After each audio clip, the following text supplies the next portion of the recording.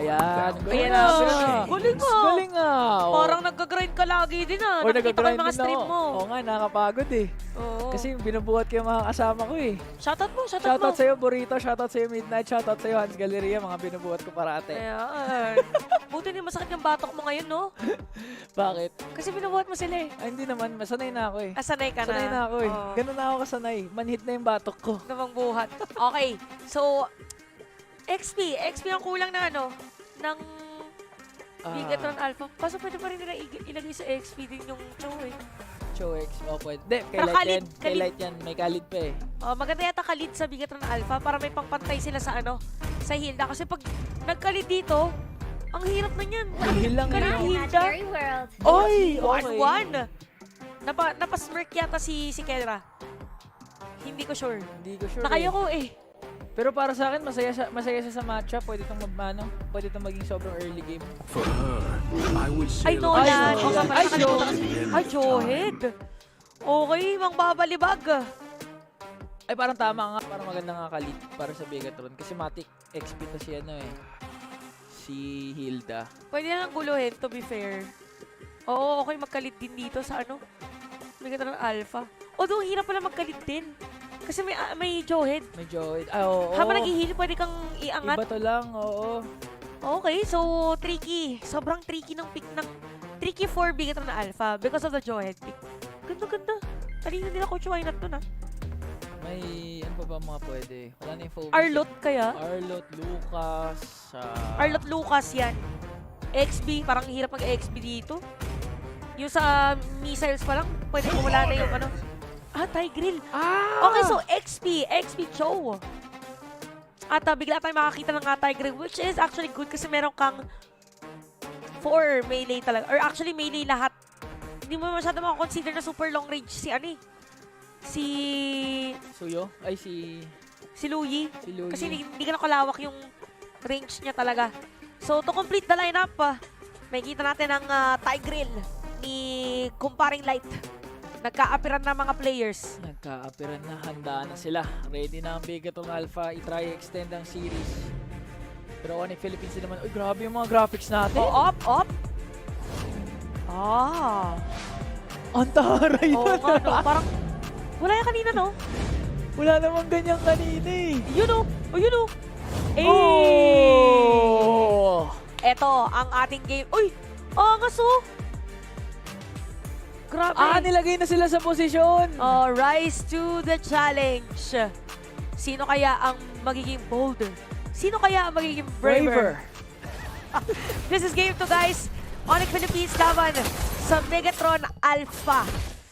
So, King Kong with the Nolan pick para din sa ating laban. And Brusco ay tutulong. So, nag-release siya dito para mas mabilis yung pagkuha.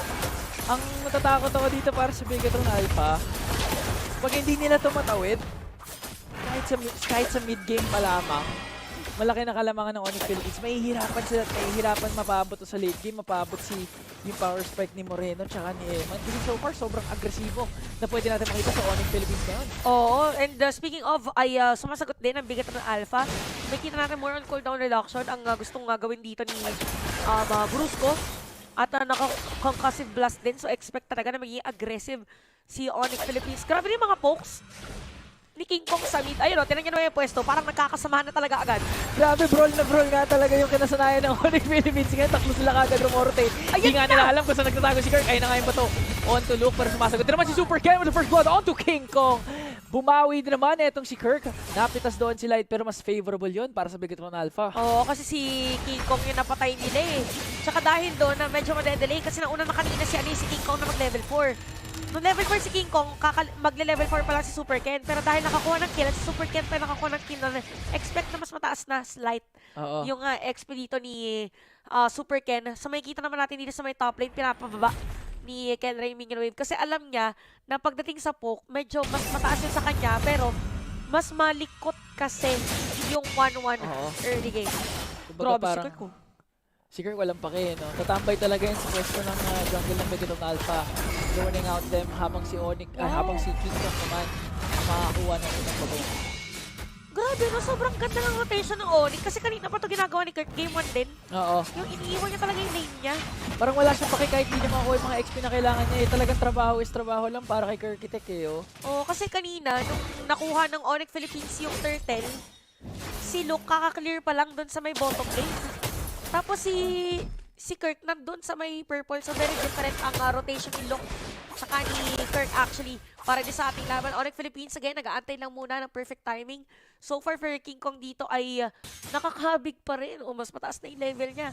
Again, Super Ken now. So expect later on kung, or titingnan natin. Hindi ko nabantayan kanina kung level 950, ay 9 minutes 15 eh. Actually, hindi din ako sure pero hindi din ako magtataka kung yun nga yung case. Pero dito mo na makikita kung ba't ang bilis mag-rotate ni Kirko.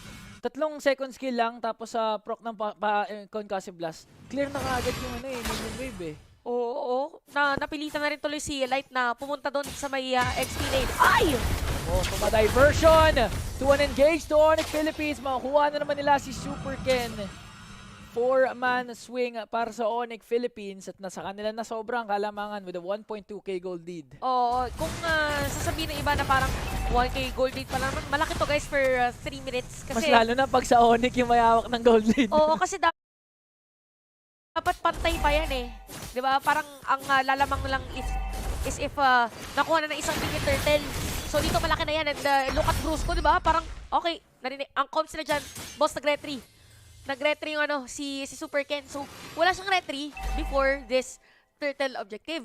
So pwede din kumuha na ng purple si King Kong. Ayun, nakuha niya nga. So walang purple si Super Ken. Ayun na. Gugutumin na niya 2 level gap na nga kaagad si ano. Galing. Si King Kong, considering na first blood ni Super Ken si ano ha? Si King Kong ha? Kanina. Ang ganda-ganda nung dito, nung ginawa din ni Brusco na force niya mag-retry dahil alam niya na pupwesto sa may red. Threat na agad siya nakapwesto siya dyan. Easy turtle para sa Onyx Philippines. Ang hirap ng ano ng buhay dito ni Moreno para mag-stack. Kasi Oo. meron ka ng Brusco na naka-jawhead, may Kirk ka pa na nakatambay sa jungle ng Onyx Philippines. At kung hindi ka nag-ingat, tas nasa bush si King Kong, isang combo lang tunaw ka na kaagad, magsisilid ka eh. O mapapaisip ka na lang din talaga. So kung ikaw dito bigat na alpha at gano'n kalaki kalamangan, kailangan mo mag-ingat! Ayun no? Maski si Luke, pinombo lang doon ni Kirk tsaka ni King Kong, pitas na kaagad. Paano pa kaya si Moreno, di ba? Op! Okay. Umuldi doon si Light, pati na rin na crossbow of tank coming in from Eman. Kaso ang problema, wipe kila Super Ken. Super Friends. Mawala din naman si Bruce ko. Super Ken dito lang para kumuha ng crab coin. Pero Onyx Philippines pa rin. Sa ano, parang unbothered pa rin. Parang wipe ko kahit sumusugod na yung bigger ng Alpha. Oh, ayun na naman si Kirk oh. Si Kirk na talagang napunta na sa ibang pwesto at meron pang TP! Okay, tumipi na kasi Super Friends dito with the diversion lane. Hindi nalalam kung saan napunta si Kelra versus Kirk. Sintugo nag-front, forcing Luke to retreat. Onyx, yun yung ano, yun yung difference ng Super Friends Louie versus Moreno Louie. Mas active yung diversion ni Onyx ni ano, Ni Super Prince nagagamit niya na pang biglaan. Uy! Napitikan pa si Eman doon. Pero wait lang, si Luke para naka-ready yata anytime sino sisipain niya. Pero maagang nakaalis si Super Prince. So habang nangyayari yun guys, lumalaki na ang kalamangan ng Onyx Philippines at makakasira pa nga ng tore si Kelra doon sa itaas. Dahil na yun sa pagtambay ni Kirk tsaka ni Super Prince. Alam mo yung pwesto ni Kirk? Parang siya na talaga yung post 5. Nakakalito, no? Oo! Di mo din sigurado eh. Kung sino ba talaga yung room kay Brusco tsaka kay Kirk kasi pareho silang active sa mapa. Diversion doon para sa baba ah. Okay, walang tao. Okay. Ano na sila? Magtatago lang sila dyan kung sino unang sisilip. Okay. Chinek lang. Kasi nakapwesto naman si Kirk sa may turtle eh. Pero, ibibigay mo ng ano? Ng Onyx yung turtle? Hindi. Makakahabol si King Kong. Ang ganda ng ginawa ng Onyx Philippines doon. Doon mo makikita yung macro presence nila eh, no?